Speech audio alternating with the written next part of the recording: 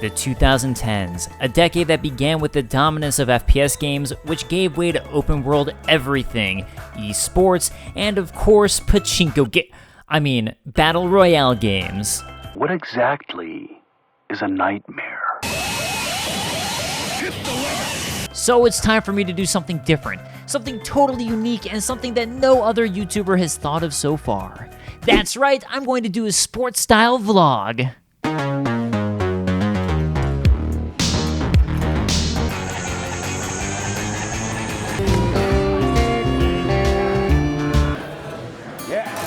Yeah, come on. Wait, everything's been shut down all year due to the virus. Games of the decade! I was debating how I wanted to do this, as there were so many games that made a strong impression on me throughout the decade, so I decided on doing 3 games every year throughout the decade. Now, that does mean that certain years like 2011, 2015, and 2017 that had insanely good years kind of lost out, as there were so many great games that I didn't have a chance to talk about. But those are the rules I gave myself and what I decided to stick to, so hey, let's get into it. 2010 was a pivotal year for me. I moved to LA and interned for the G4 TV show X-Play. As an intern, that means they have you capture and play every single game that releases. So it's probably the year I'm the absolute most versed in video games ever, at least for the 4 months I interned there. Also, I'm old now. It's hard to imagine now, but indie games weren't really a big thing prior to the late 2000s. While there were always games on PC and homebrew games, it wasn't until Xbox 360's arcade introduced downloadable games and provided a major platform for indie developers to test their mettle. Super Meat Boy was a part of that initial wave of strong indie titles as an evolution of the Meat Boy Flash games. With tight controls and its crushing difficulty, Super Meat Boy became a game of prestige for platform game fans. One of the game's best features was that, despite its brutal difficulty, there was virtually zero time in between dying and starting a level over, plus each level was minuscule, tapping into that part of your brain that goes, "Just one more try!"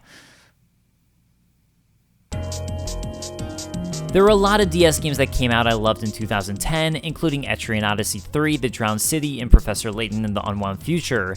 And, to be honest, I didn't play 999 until years after its initial release. But as a huge fan of both IRL escape rooms and flash room escape games, 999 became a must-play to me, as it fuses the room escape genre with a mystery thriller visual novel. Admittedly, the room escapes of 999 are subpar compared to flash games you can play online, like the amazing neutral room escapes or mild room escapes, but the storytelling was so gripping. With the choose your own adventure series of endings, it became an incredibly memorable game for me, and one that I really think deserved more attention, which is why I made a super show on it that got 0 views. So go watch that, damn it! I mean, when you're done with this video, then go watch that. Listen, I get that David Cage gets a lot of hate, which, let's be honest, he deserves, and his opinions on what makes good game storytelling are terrible, but honestly, I really enjoyed Heavy Rain. Maybe the theme of 2010 is that I enjoy mystery-style games and storytelling, which Heavy Rain is, as it focuses on trying to find a serial killer who's captured one of our 4 protagonists you'll switch between playing as.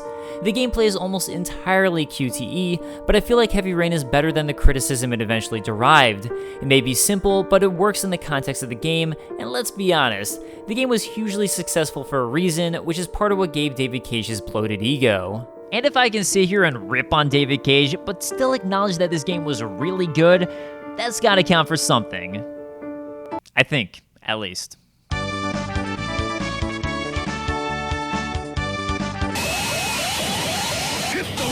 You thought I was only going to list 3 games, but I fooled you. I made an extra category for exactly this reason, and so I could cheat and put more games on my list. That occasion being, I still haven't played Red Dead Redemption, but I have played Red Dead Redemption 2, which I found to be brilliant, and supposedly this is too. So, I believe it. I think this game is frequently listed as many people's favorite game of 2010, and I'm sure it does deserve that acknowledgement. But since I haven't played it, I can't in good faith put on my list, as I can't honestly say whether it deserves a spot or not. So I'm putting it here and acknowledging that it probably does deserve a spot. I swear I'm not going to make a habit of multiple honorable mentions. Amazingly, I still haven't played Mass Effect 2, but I'm well aware of the mass praise and love it received, so I have no doubt in my mind it's worthy of a mention, and that I need to play it.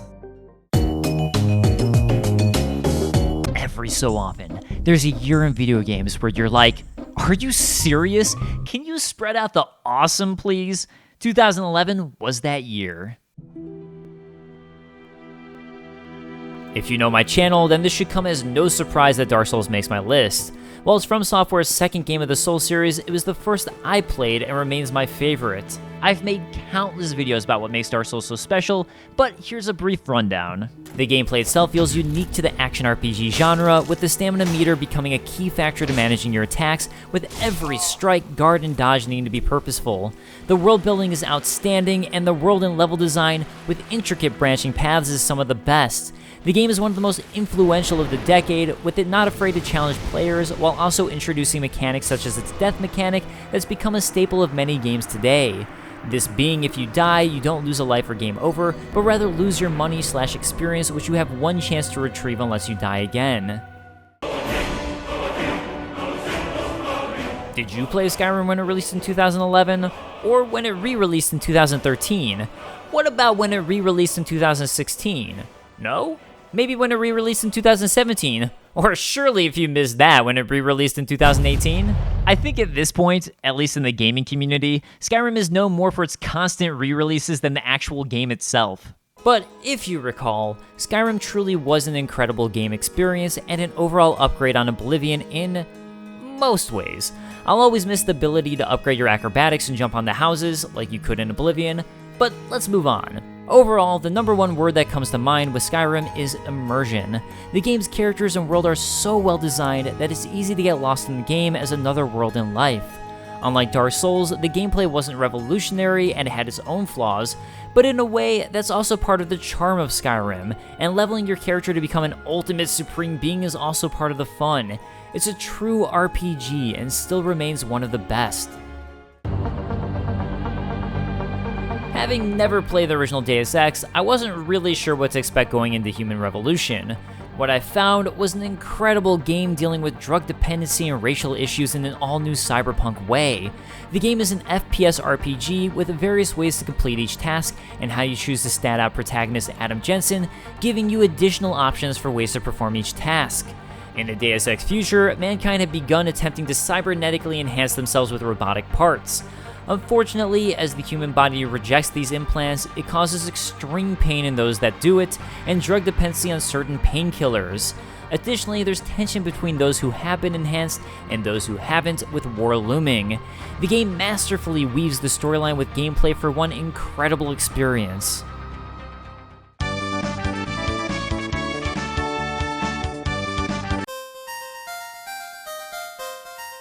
I made a video on it, and now is when I shamelessly plug that. Also, Ghost Trick Phantom Detective was an incredible game by Shu Takumi that didn't sell nearly as well as it should have, and deserves recognition for its unique puzzle mechanic and brilliant writing. So I'll do everything in my power to raise awareness for this game. Shu Takumi made the brilliant Ace Attorney series, and I love him. With all my heart.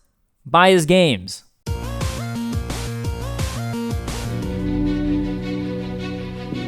As for the mostly now null argument as to if games can be art or not, they can. Journey is just another beautiful reminder of that, with the game's unobtrusive co-op feeding you fellow journeymen as you wander towards a destination in the distance.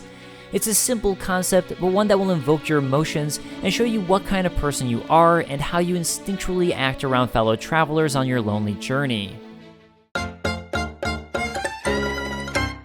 Not many people play Nintendo Land as it was a Wii U title, and that's a huge shame. I genuinely feel like Nintendo Land has some of the best couch multiplayer games I've ever played, with these few mini-games geniusly using the fact that the Wii U has a separate additional screen from the TV.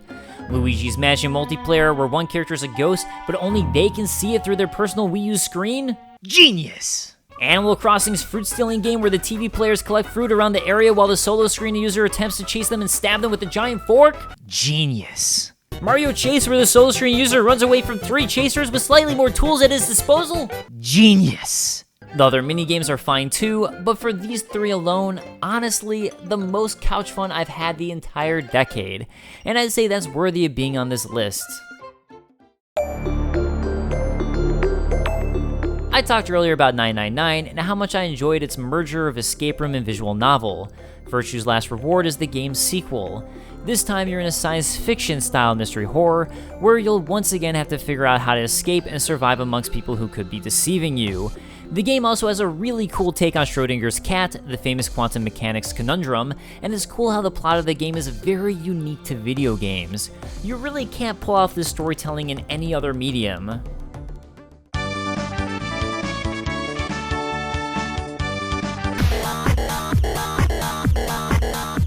Created by Terry Kavanagh, VVVVVV, Super Hexagon is a simple, addictive, and I'm honestly not sure what the genre is, but according to Wikipedia, it's a Twitch game. Okay, new to me. It's a reflex-based game where you tap to go either left or right to avoid the hexagonal shape coming at the screen. Survive for 60 seconds and you beat the level. And that's the entire game. But as simplistic as it is, the game is ultra addictive as you'll constantly want to up your score as you can try again immediately. It's certainly not Game of the Year material, but for a unique and fun arcadey romp, I thought it deserved a mention. Wow. Was that it? What happened this year? Also, I haven't played XCOM or Far Cry 3, so I can't really talk about them. So, 2013.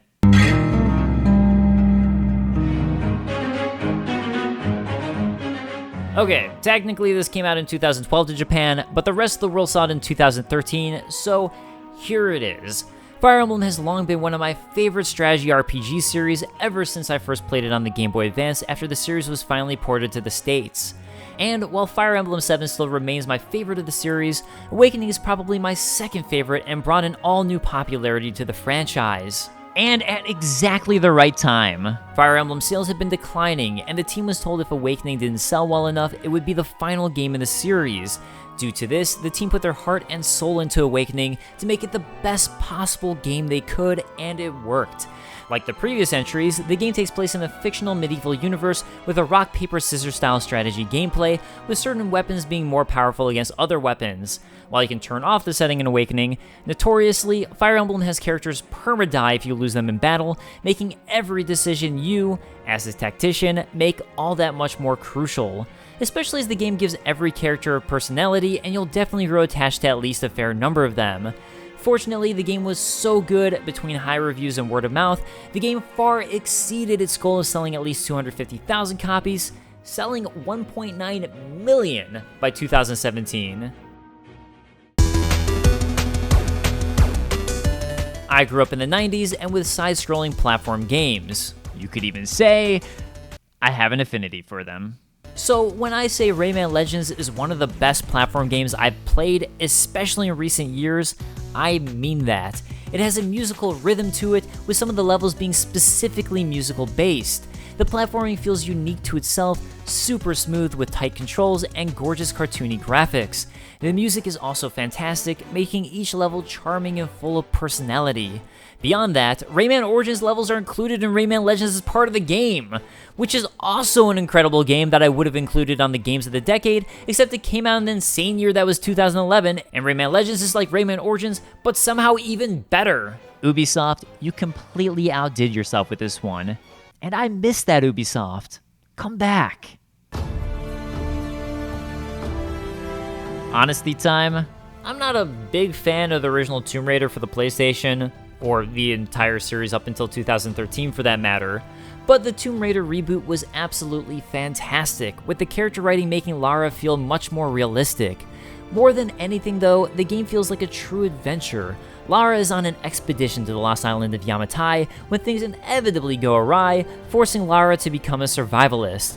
You'll climb alongside cliffs and mountains exploring and fighting inhabitants of the island who are dead set on killing you. I know people loved Uncharted games for a sense of adventure, but honestly, I prefer Tomb Raider 2013. It made a Tomb Raider fan out of me.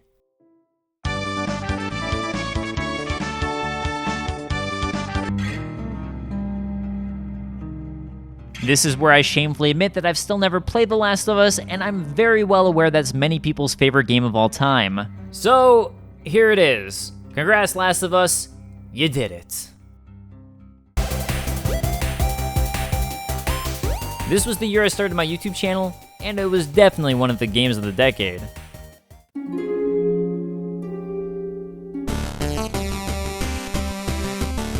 So I'm supposed to be working on a super show of Shovel Knight right now, but I had to push it back due to COVID for a number of reasons, so here we go.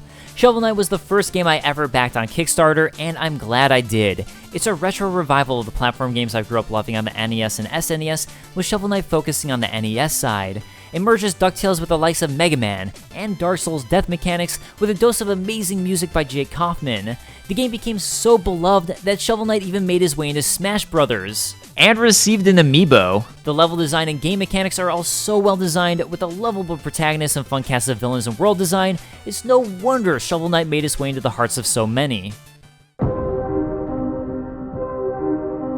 While it's only a demo, PT, the Silent Hills demo, still made waves amongst the gaming community, standing as the scariest game many, including myself, had ever played. Konami's cancellation of the game made it all the more notorious, especially with Konami trying to erase the game by taking the demo out of shops. Luckily, I still have it downloaded on my PS4 and will now never delete it. It's a massive shame the game never came out, but it seemingly inspired Resident Evil 7, which was fantastic in its own right. So, at least its legacy lives on.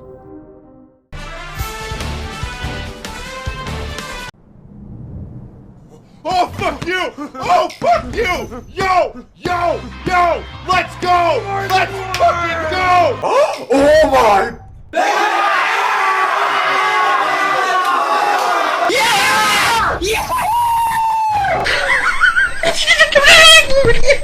Holy oh my god! They're adding Mega Man! Holy oh my god! Mega Man and Little Mac finally made it into Smash Bros., so Smash 4 is on the list. Also, mechanically speaking, it felt more like Smash Melee as opposed to Smash Brawl, which I think is a major plus.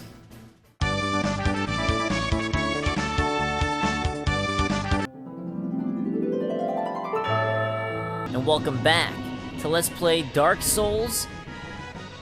Let's find a cool gesture to do. Kita Edition! Kita Edition! I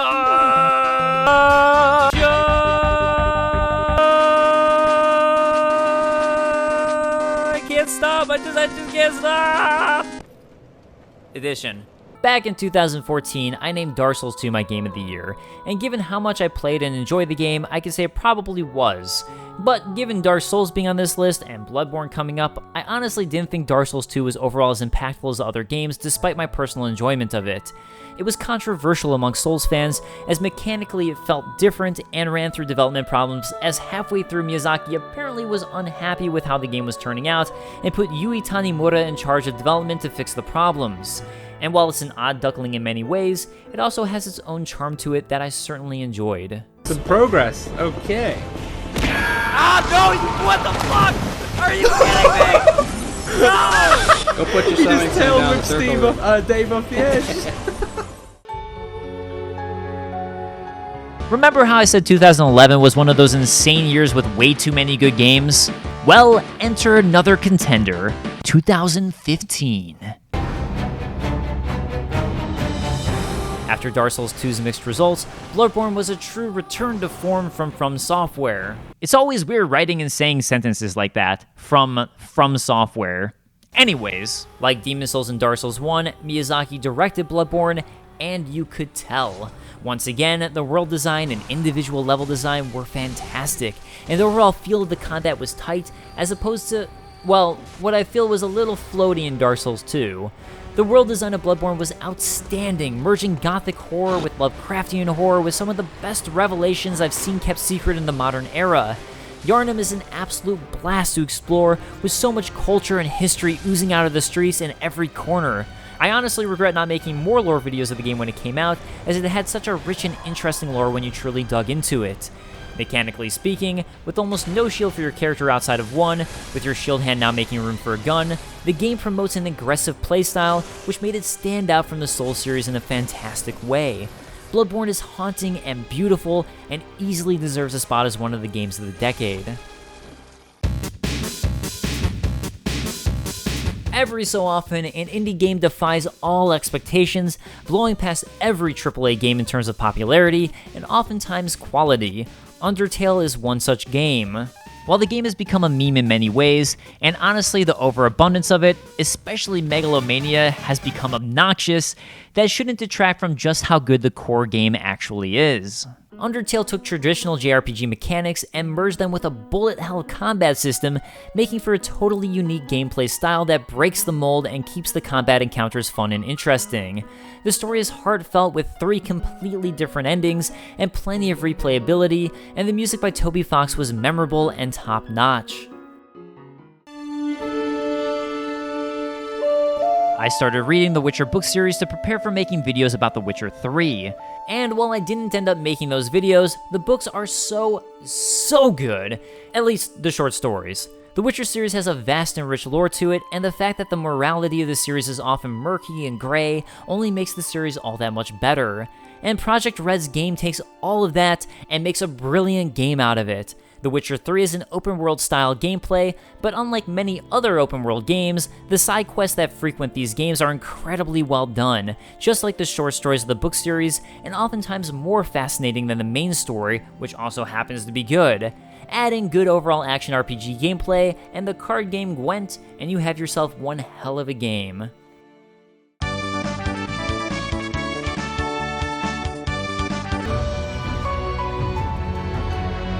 Another charming indie platformer came in the form of Ori and the Blind Forest. The art style and music are incredible, and I sometimes find myself going on walks and listening to the soundtrack to relax. The game is Metroidvania style, with you exploring its world while obtaining new abilities that let you discover new things and open more paths to further explore. It's just the right size, as sometimes I find these types of games can actually be too big, which can detract from the experience, and the game leaves you wanting more, which is a good feeling to leave with.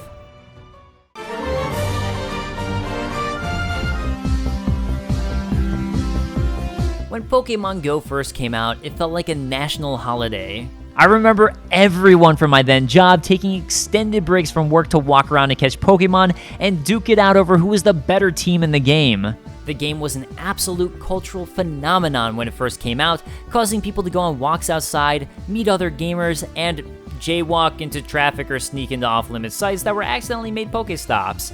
While the initial boom and buzz of the game, catching your very own Pokemon around the world in augmented reality, died out fairly quickly as the vanilla game was pretty bare bones, eventual major updates have carved out a dedicated fan base that still regularly play the game.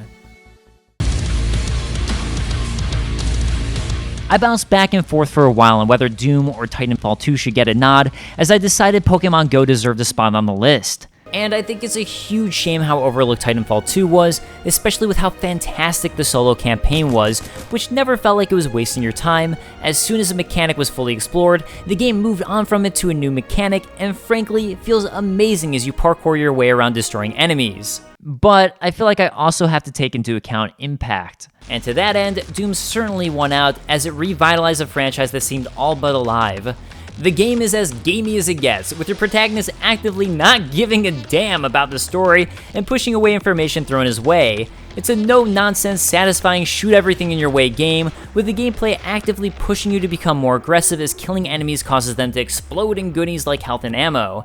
It's an absolute blast to play through, regardless of if you were a fan of the OG franchise or not. The idea of a farming simulator game doesn't sound that exciting, but the Harvest Moon series proved just how relaxing it could be, and at the same time satisfying to raise crops over the course of a year and slowly expand your farming business as you buy better tools. Additionally, the dating sim aspect was a nice touch, making you feel like a true character of the world. Then, Rune Factory came along, adding dungeons to this formula. Like Harvest Moon, the farming simulator existed, but with the addition of exploration, foraging, and slowly delving deeper and deeper into a cave for minerals, it felt like an evolution into the genre. In 2016, enter Stardew Valley, an indie game lovingly developed by Eric Concerned Ape Barone, don't know how to pronounce his last name, sorry, who was a huge fan of the genre. Honestly, I don't think it particularly innovates on the genre, but it does everything extremely well, which helped it become one of the most popular and successful games of its genre.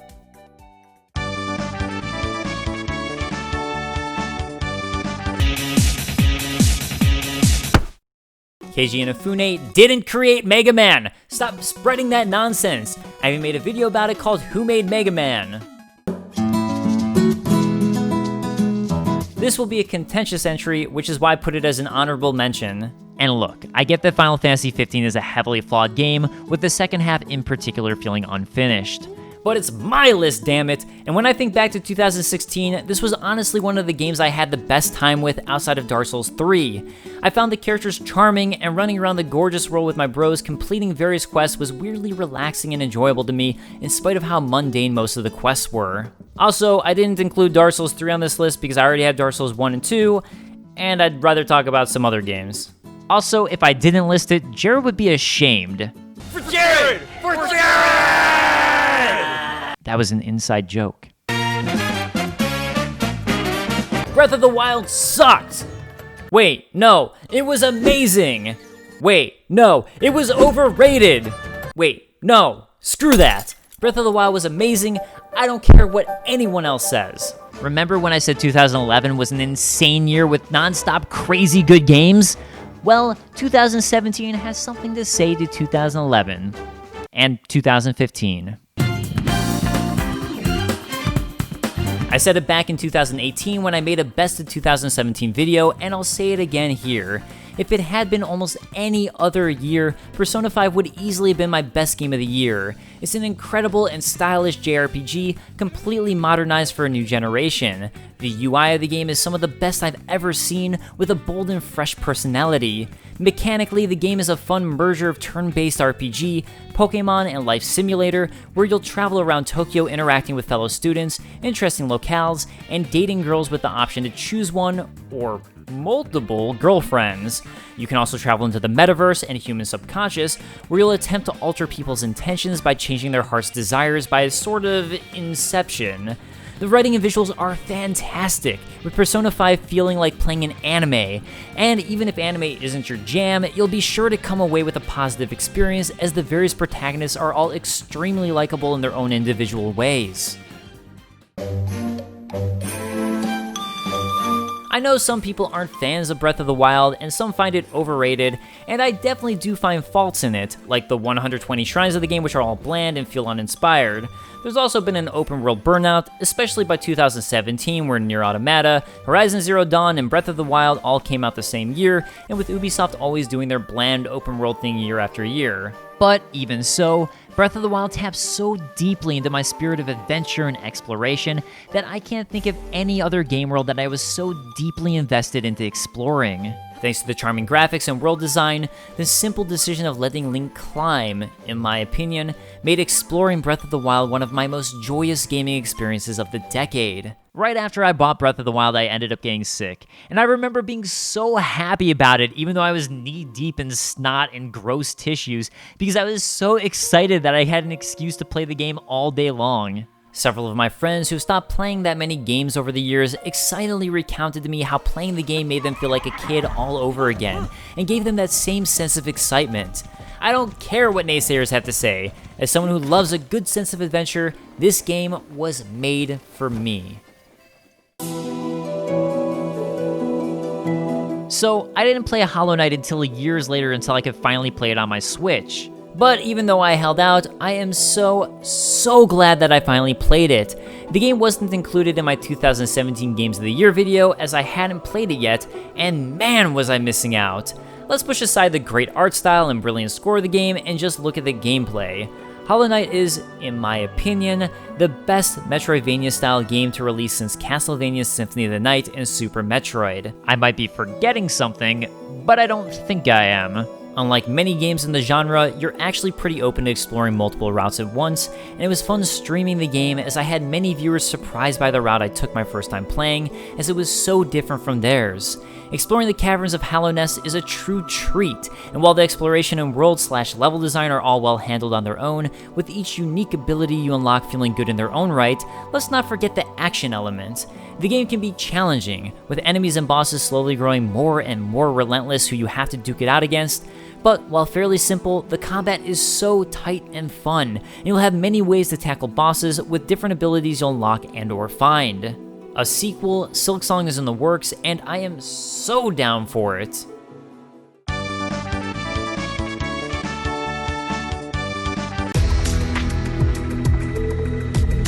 Every so often, a game comes along that redefines how parents perceive video games.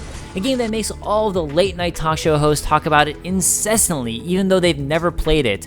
A game that, whether you like it or not, has such a major impact, it has to be included on a video about the games of the decade. But I haven't played Fortnite, and I don't care. I'm going to talk about Super Mario Odyssey instead because I loved it. And 2017 already had way too many games I had to exclude from this list, so I'm going to talk about one I actually enjoyed. I've found that people's opinions on Super Mario Odyssey can be kind of mixed. I actually made a video talking about why, which I'll briefly break down here. Some Mario games are about platforming prowess, which was how the series started out, but when Mario 64 released, it truly kicked off the collectathon genre, and the 3D Mario games have fallen into one of two camps: platformer with some collecting, or collectathon with an emphasis on platforming. Super Mario Odyssey is the latter, but more so than we've really seen before. Really, it's a collectathon game where platforming is the main gameplay mechanic that services you collecting all of the various things. But everything about the game is built around these two elements. Does it help you collect in an interesting way? Okay, throw it in. Does it help you platform, which in turn helps you collect? Okay, throw it in. Some platform games can lose focus of the elements that make them fun. Ukulele, I'm looking at you. But Super Mario Odyssey doesn't. It's great. I loved it, and you should too if you like collectathons.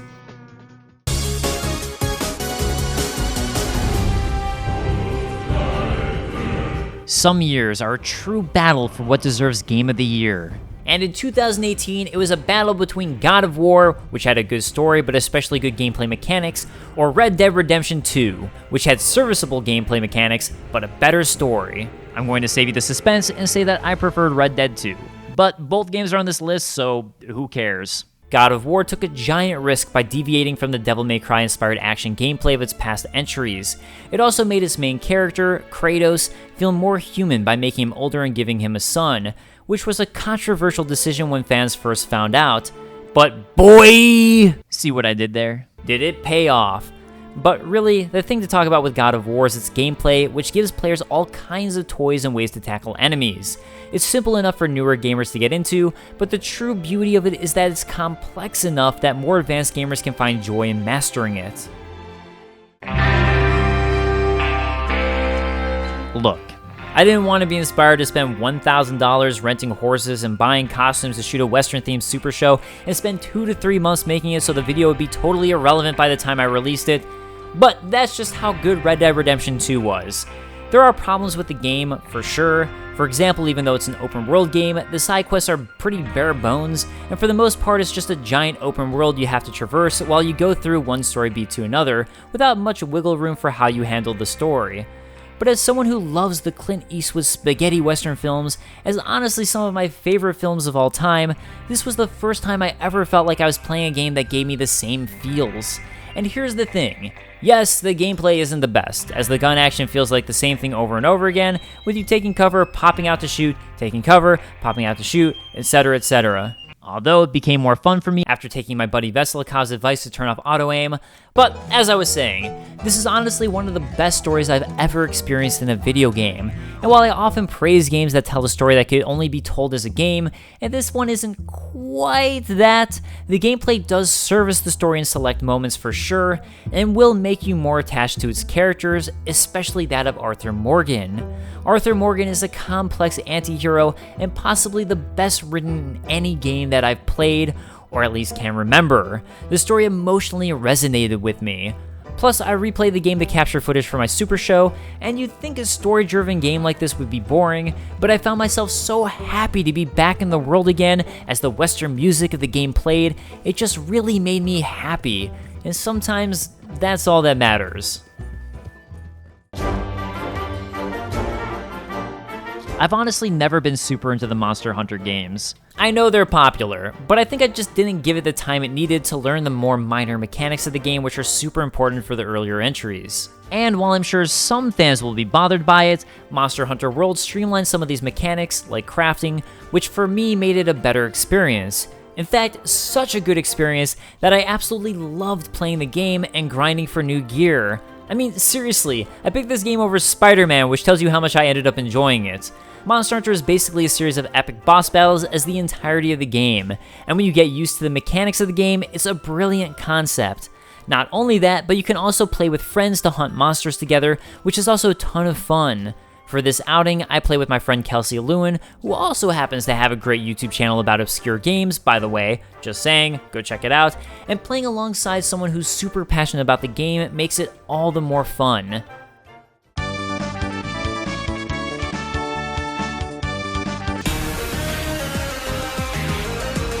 I only briefly talked about Smash 4, kind of as a joke, because I knew I was going to include Smash Ultimate in this list.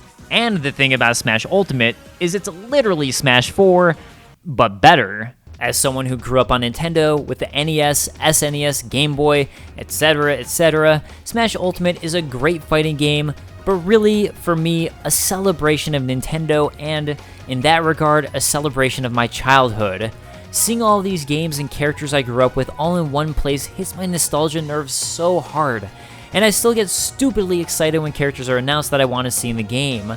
I was stoked to see Simon Belmont, who was the last holdout I was truly waiting for. Then Banjo-Kazooie was like the icing on the cake. I know I'm in the minority here, but I still feel like Phoenix Wright and Professor Layton deserve a spot to represent the GBA and DS era of Nintendo handhelds, but hey, I'll take Geno too. Anyways, the gameplay truly is fun. It's just not all that different from Melee on the GameCube, but that's fine, and honestly, that's not always a bad thing.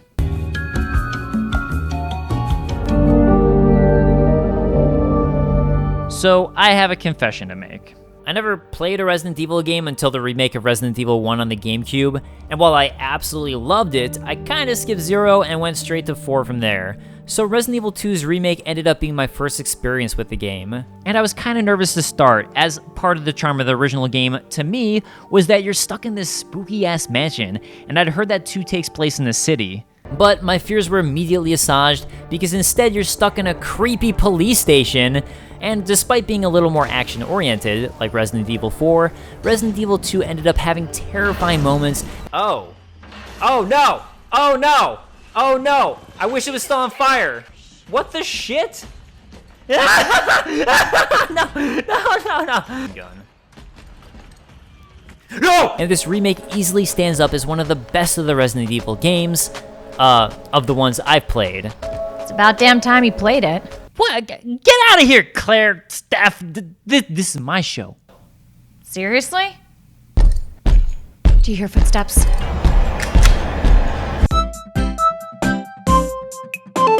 I purposely didn't mention Mario Maker back in 2015 because A, that year was already stacked, and B, just like Smash Ultimate, Super Mario Maker 2 is basically just Super Mario Maker 1, but better. I was honestly more invested in Mario Maker 1 as it seemed like more of my friends, online and off, were playing it together, but I still enjoy Mario Maker 2 with some of my GameSpot colleagues.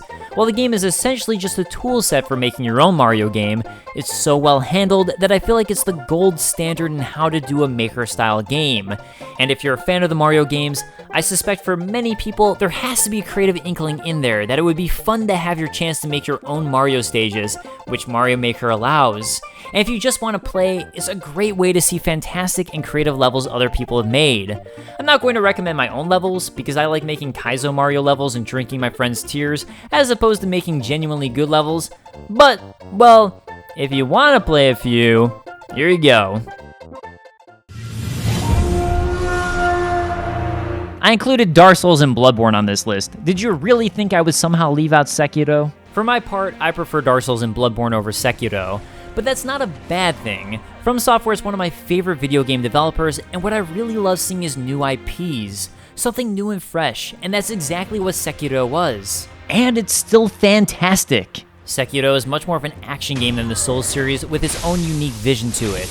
It's about swordplay and rhythm, with much more of the gameplay being about memorizing enemy patterns and the rhythm of their attacks and responding accordingly. From Software are masters of world design and lore, and that's still present in Sekiro. While the story is outwardly much more straightforward, that doesn't mean there isn't an interesting hidden backstory to what's going on, and plenty to discover in this world that has people experimenting with attempts at immortality.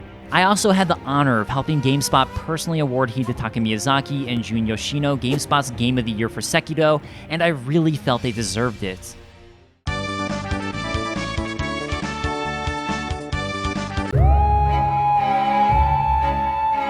I kinda debated here between Luigi's Mansion 3 and Fire Emblem Three Houses.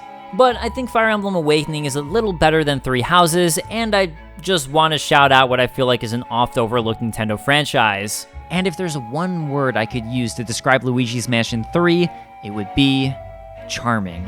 I don't think it's Game of the Year material, as the mechanics get pretty repetitive by the end, but Luigi's Mansion is unabashedly charming. With this Ghostbusters game that started off as kind of Nintendo's take on the survival horror franchise, winning me over every time I play a new entry to the series. On another note, I still haven't played Death Stranding, so I don't really know where I fall on the love it or hate it spectrum, as the game seems to be super divisive, so I just left it out. I hope you guys enjoyed this video, as I know that this sort of thing can be super subjective, but I was really passionate about the games I talked about, and I really do recommend all of them. And if you did enjoy this video, let me know if you'd like to see another Games of the Decade video for the years like 2000 to 2009, or 1990 to 1999, or 1986 to 1989, because before 1985 I probably don't know very well. But yeah, just let me know what you think, and thanks so much for watching. I hope you guys enjoyed, and let me know what your favorite games of the decade are. I'd honestly love to know, and what games I missed that you think I should play, because I'm always looking for new stuff, even though I have Ghost of Tsushima and Paper Mario to play right now, and those look awesome. So anyways, I will see you guys in another video. Later guys, thanks so much. Peace. A huge thank you to my buddy Alan, aka Lightring Design, for creating the thumbnail for me.